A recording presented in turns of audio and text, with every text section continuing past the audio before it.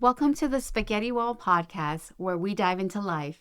Both the messy parts and the moments of joy, and everything in between. I'm Jason Wilcox, licensed clinical social worker. And I'm Dr. Thaen Saelee, a licensed clinical psychologist. So today's episode, we're going to be talking about a term that's been floating around out there called man-keeping. Tan, can you give us a definition on what that is? First, I was like, are you grooming your man? Like housekeeping, beekeeping, but it's taking care of your partner. And most of the time, it's your male partner. And the female is the one responsible for emotionally being there for them, but also socially carrying the weight of making sure they engage with the world. On the face of it, it doesn't sound like that's that huge of a deal. I mean, you're in a relationship and here's one partner having some emotional support for the other. Like, what would be the problem? Yeah, I think it's great to have a balance, and you're bringing up a great point that naturally these are things that we do for our partners. We're there for them, we support them, we listen. It's when it is solely on your spouse to provide that it becomes a burden and it becomes detrimental to the relationship, because now this person may feel drained, may feel exhausted, and may feel like this is too much. When I think about it, there is that human aspect of how good it feels to be in a relationship and having someone you connect with. And we wouldn't ever want to take that away. And then there's this aspect of where does it become too much? When I talk with couples, I often give this metaphor, this analogy about two trees standing in the forest. And if one tree is leaning on the other tree, it's a matter of time before they both fall. But if two trees stand tall next to each other, then they get to be strong and all those good things, right? But the metaphor comes back into the relationship as if you have one partner who leans, or both partners leaning on each other, right? To a point where it's not two individuals that are creating a life together in a partnership. It's one or two individuals that rely on the other person to be emotionally centered or to take care of their emotional needs and things like that, instead of having a partner that's helpful, supportive, and there for you, versus they are the thing that holds you up. So it sounds like there's a difference between dependency and like support. Yeah, that's a good word. I think what they're getting at with this whole concept is where it becomes a dependency. Mm-hmm. They literally have to depend on their partner for these things. Instead of it being this wonderful collaborative thing, it's now this dependency for their emotional needs. And this article talks about some statistics around the correlation. In a study, 67% of men are looking for a relationship and wanting to get into one, opposed to 38% of women are looking for a relationship. And just seeing the differences in the decline in interest and even increase in celibacy within women who are within dating age is really interesting. And are they talking about single males and females? Yes. Okay, interesting. People who are interested in looking for relationship. Another interesting statistic that they shared in this article is that only 20% of men endorse positively that they have someone outside of their partner to confide in. So we're leaving 80% of men relying solely on their partners for that. Well, I think there's a lot of ways to find how to center yourself and how to work through your own things. And if you really need another individual to fully be an emotional support so that you can feel stable, I would say you might want to see a therapist, because they can help you where you build your own internal state where you're not reliant on other people. Instead, it becomes a comforting, supportive thing instead of a reliancy, the dependency that you were talking about earlier. Yeah, I think it creates a difference in power dynamics also, that then maybe there's resentment that comes from the partner feeling like they're holding everything. Right. I had an example of an executive female, and she's married, and she was telling me, like, I just want him to be my backbone, but that's kind of vague, right? So we're talking about it, get into it, and she's like, okay, I run this organization. It's already taxing. She's having a difficult time co-parenting with her ex, with the kids that they have. And then her husband is having struggles with parenting stepkids who are kind of still in the freshness of navigating their way through two different household and a blended family. And so she gave the example of like, after a long day, I'm coming home and my husband is needing to lean on me because he's feeling a certain way that kids are, in his words, disrespecting him or me and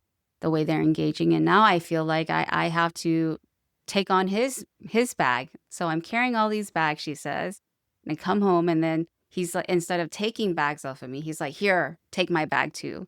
And so with that metaphor, she's like, yeah, I feel drained. I feel burnt out. And she even said, like, sometimes I don't feel attracted to him because of this. And it really impacts my relationship with how I see him and our future because I feel so exhausted. I'll have to admit, when you were talking, three things went through my head. It's a great example. First off, I do want to go back to the term that we started on, which is man keeping. And I want to caution the audience not to be using that term. Because if you're using it, especially if you're looking at the person you're with and you're saying, oh, I'm man keeping you, it's just going to create more problems and a lot of fights. It's not fair to the other person because there's part of this that is humanness. I'd be very cautious to say that man keeping is only about men because I've worked with lots of people and it happens both ways. Sometimes men have to be the one that's always emotionally supporting their wife too. So it goes both ways. So just be careful with the term. And when I'm working with couples, when we first address this concept I'm going to introduce, they sometimes have a strong reaction to the concept of you're not responsible for your partner's emotions and your partner's not responsible for your emotions. And that could be really hard sometimes, especially for people that have a lot of emotion that haven't worked through. Again, that's where I'd say a therapist is really critical. It feels so intense and it feels to them that their partner should be the one that has to be there for them to regulate their emotions. But this is a huge problem if that's happening.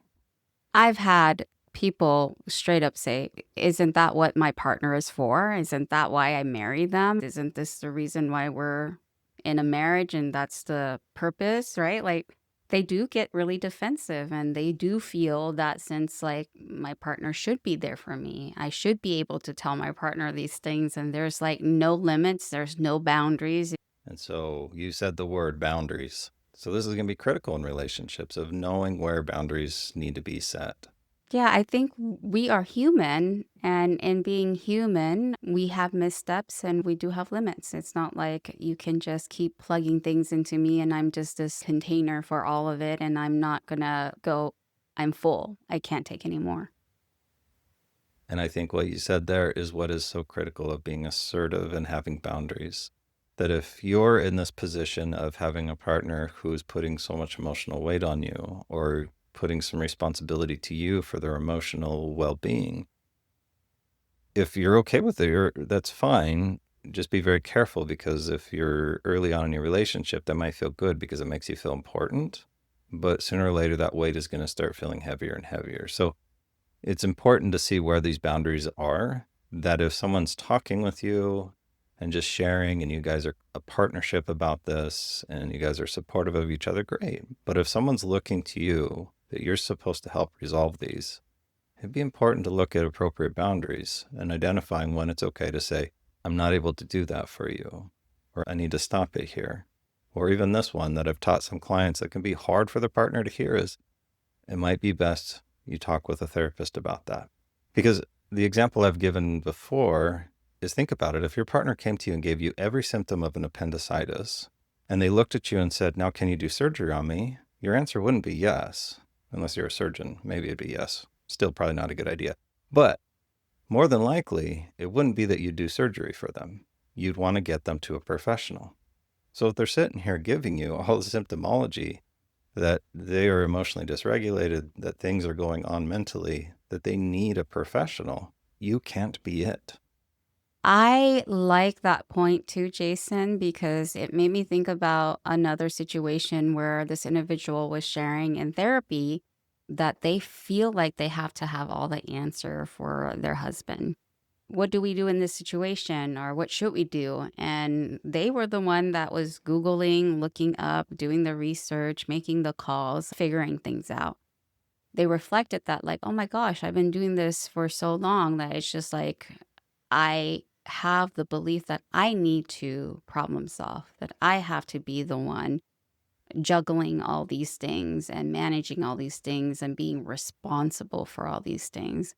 In talking about boundaries, we were able to just say, what would it feel like to just let that go? Right. And it was just like, it feels like lighter, it feels way lighter. And I'm like, yeah, so that could be a like conscious and intentional choice that the next time your partner's like, hey, how do you do this? You might go, why don't you figure it out yourself? I'm kind of taking a break right now. So far in this episode, we've talked a lot about the emotional needs here, the mental, emotional. There's another aspect I don't think we've touched on too much yet is the loneliness aspect, right? When a partner puts their loneliness onto their other partner, right? Like this feeling of, I'm lonely, I want connection, and my partner's the one that has to fill that 100%. I think that can also create the same experience that we're talking about here, where it becomes too much pressure for the other person. It's great when you can partner and you're like, ooh, let's do these things together and let's connect. But then at some point, you're two individuals. So if you're feeling loneliness and you want more connection, then it's your responsibility to go and create that connection, to go create friends, to find people. I talk with lots of people when they say they are lonely and don't have friends. And I tell them, well, go online, look for groups. There's people doing stuff out there. You're such a great example of this, Tan. You tell me all the time, ooh, this group's doing this and that group's doing that. And it's like, wow, there's people doing stuff all over the place. You just got to look. There's a funny SNL skit about kind of the parameters of this where they're taking the wives or the girlfriends are taking their men to a men park, like a dog park, but a men park. And that episode really, I think, touched on this. I don't think it's just loneliness, but like the lack of places. Maybe it's because of COVID or the pandemic. Maybe it was happening way before that. But I saw two things in that skit that relates to what we're talking about. Yes, we all are social beings, but I think we all need and require different levels of socialization. So like, in a previous episode, Jason, you shared that I'm more extroverted and I enjoy connecting with female friends, and I make an effort to do that on my end. But I don't assume you have the same needs. And you have told me explicitly, Tan, I do not have the same need as you do. I do not need to hang out with my guy friends every weekend or once a month. I can go years without seeing them and just checking in, and I am fine with that. So I think we don't want to assume and take on this thing where we're like trying to plan mandates for our partners or our husband. We've even said, no, this is not about that. I make it very clear. I'm like, I'm just going to hang out with my friend. I'm totally fine that you don't come, right?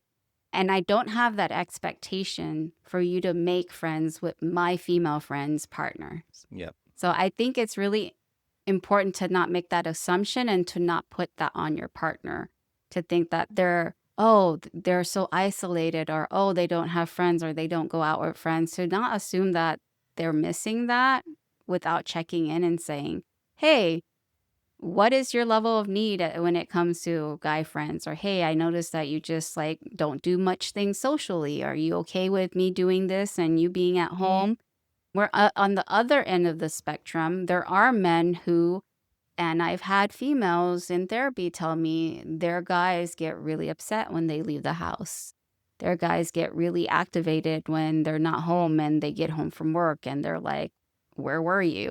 So I think it's important to have these conversations with your partner and be completely honest and transparent and look for ways to move forward that honors both people's individualized need. The critical piece for this episode is it's not your responsibility to find friends for your partner. And if you're the person that's more extroverted and gets this lonely feeling and wants more connection out there, it is your responsibility to go find people to connect with. And if you're more introverted like me, I'm an introverted person, Tan can't be my all. That's why there's lots of things I go do by myself. Since I'm introverted, like going to the river by myself and fishing, I am happy as a clam. I don't need to connect with people, but that's how I'm built. But extroverted people, they would want someone there, and that's totally okay. So if you're feeling lonely, there's groups that go fishing. There's groups that go rock hounding. There's groups that go bowling. There's groups that we got an axe throwing place here, or gun clubs, or there's so much out there. Board game night. Yeah. Yeah, Or bitch and stitch, those that like crochet. video games, like there's tons of social video games online where you Hmm. can actually connect with other people online too. Like there's so many places to connect with people, but it can't be 100%. It can't be your partner's responsibility, period. Like it's not their responsibility to make you not feel lonely. And I think there's also some partners that have the bandwidth for that. Mhm. That sometimes it's like, yeah, I love it and I'm okay with that. But it can't be the dependency on it. That's Mm. the critical piece here. If the partnership, that's how they operate and they love it and it's mutually a partnership in a way that they both are there for each other, cool, that's awesome. But it can't be a dependency or a pressure on the other one.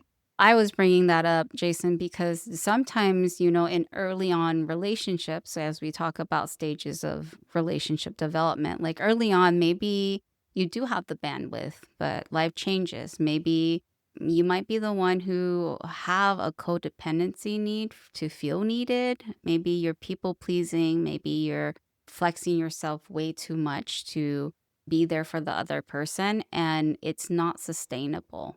Right? I've had people tell me, "Oh, yeah, I love doing this or I love doing that." And I'm like, "Okay, that's great. And how sustainable is that long term?" So I think it's important to self evaluate and do self inventory when we're like, "Yeah, I'm giving, giving, giving, and I'm so great at giving and I love giving." And then I go, "That sounds exhausting. And I don't know if you can run a marathon on that." Some people do. I've met some people in my life that they have given like their whole life and that is just what they love to do. It makes them tick. And that's Mm-hmm. okay. Mm-hmm. Yeah, but then I'm like, you're not giving to yourself, so that's not really balance either. Only if that's what brings them joy. So you're saying, I guess we're probably deterring, but some people have no limit in how No, much they can give. because that's what brings them joy, right? Like I could go rock hounding all day long for years. I mean, goodness, that would be just heaven for me to be able to Mm-hmm. do that. But if giving, right, is the thing that brings them joy, of course that, because what it's doing is it's filling their bucket. So if that's how they operate and that's what brings them joy, then by all means, you be you. But I think that's the bigger picture here. If you can't be you in a relationship, that's a problem. If you have to be something you're not so that your partner's emotional needs are met or their loneliness is met and you can't be you any longer, that's a problem. Looking at the spectrum, so one end is like healthy balance, the other end would be the personality disorder in our DSM called dependent personality disorder. Lots of people are familiar with like borderline, histrionic, narcissistic, but I think the dependent personality type is one where it gets very clinical. So we're looking at the severe end of the spectrum where everything is down to their partner, right? So it's not just socialization or loneliness or emotional support, but it comes down to just the everyday functioning of their life becomes so dependent on another person. And so this is where you would need professional help for this individual to work through these things and for the partnership to look at clinically how are ways we can support this person or how are ways we can find balance in coping with someone who might have a dependent personality disorder. So just want to put it out there. There are definitely, it is a spectrum, and on this really high end of the spectrum, it can be quite severe and, lifelong as personality disorders are. I thought of a way that couples could assess what we're talking about. So when you're looking at this and going, is the line being crossed? So think of it like this.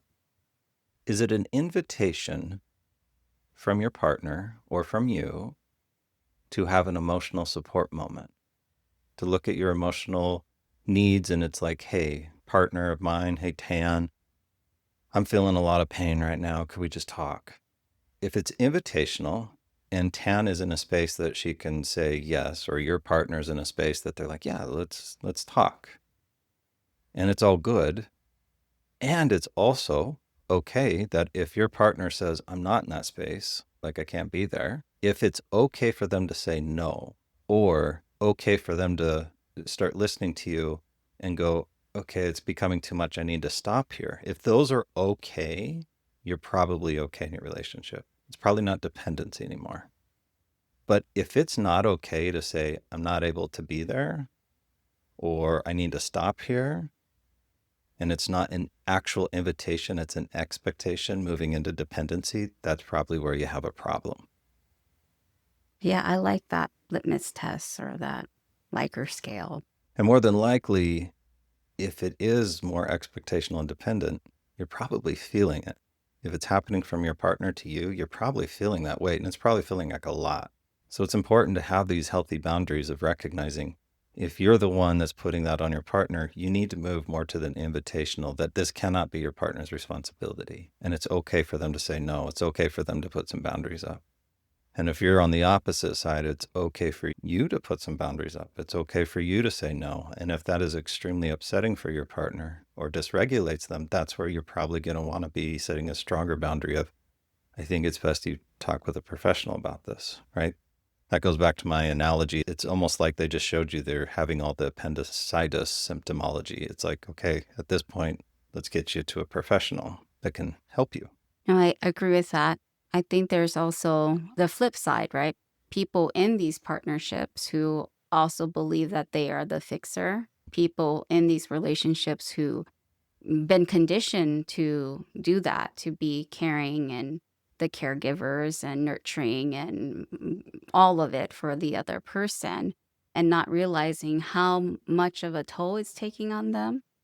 And I think somatically, I like to just offer this to our listeners because sometimes we are disconnected from the feelings or the thoughts around, like, am I being burnt out? Do I feel burnt out? So I think pay attention to your body. You will feel heaviness in your body. You'll feel drained. Sometimes you'll feel like your shoulders might be more slumped. Maybe it does feel like you're exhausted at the end of the day, but you feel like I didn't do much. And so just pay attention to what your body might be telling you in moments of high stress or like you've reached your limit, and check in, because sometimes it's not always right in your face. Sometimes it's slower and gradual. Sometimes we may not be used to checking in with ourselves. And so a lot of times you can feel it in your body before your mind even catches up with it.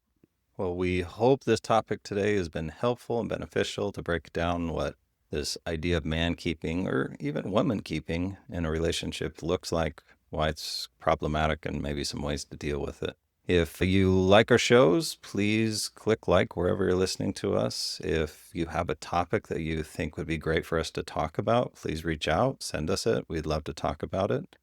Check us out on our social media sites, our website, which is avidcounseling.org. On our site, you can also check out our online classes for couples.